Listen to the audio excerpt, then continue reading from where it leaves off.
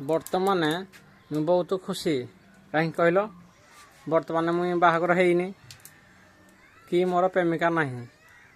ମୁଇଁ କୁଆଡ଼େ ଗଲେ ବୁଲିଲେ କି ଖେଳିଲେ କୁଆଡ଼େ ପିକନିକ୍ କରିଗଲେ ମୋ ପଛରେ କହିବା ପାଇଁ କେହି ନାହିଁ। ବାପା ମା ଅଛନ୍ତି। ବାପା ମା ଖାଲି ପୁଅର ଖୁସି ପାଇଁ ସେ ଆଶୀର୍ବାଦ ଦେବେ ପଛରେ ଠିଆ ହେଇନ୍ତି। ବର୍ତ୍ତମାନ ବାପା ମା କହେ ତୁଇ ପୁଅ ଜୀବନଟା ଏଇକ୍ଷଣ ତୁଇ ବାହାଘର ହେବା ଭିତରେ ଏନ୍ଜୟ କରିଦେ, ଖୁସି ମଜା କରିଦେ। କାହିଁକିନା ୱାନ୍ ସାଇଡ୍ ବାହାଘର ହେଇଗଲା ପରେ ଜୀବନ ଘାସ ହେଇଯିବ। ସବୁବେଳେ ବୁଲି ଦେଇଥା, ଏଇ ଟାଇମ୍ ବେଳକୁ ବୁଲି ଦେଇଥା। ବାହାଘର ୱାନ୍ ସାଇଡ୍ ହେଇଗଲେ ଜୀବନ ନରକ ହେଇଯିବ। ବହୁତ ଟେନସନ୍ ଆସିବ, ବହୁତ ବାଧା ବିଘ୍ନ ଆସିବ। ସେଇଥିପାଇଁ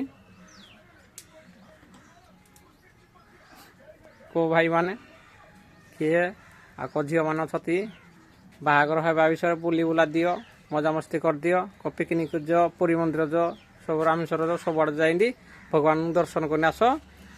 ବୁଲି ବୁଲାନି ଜୀବନ ବିତେଇ ଦେଇଥିବ ବାହାଘର ହେବା ଭିତରେ, ନହେଲେ ଜୀବନ ଲୋକମାନେ କହିବା ଅନୁସାରେ ନର୍କ ହେଇଯିବ।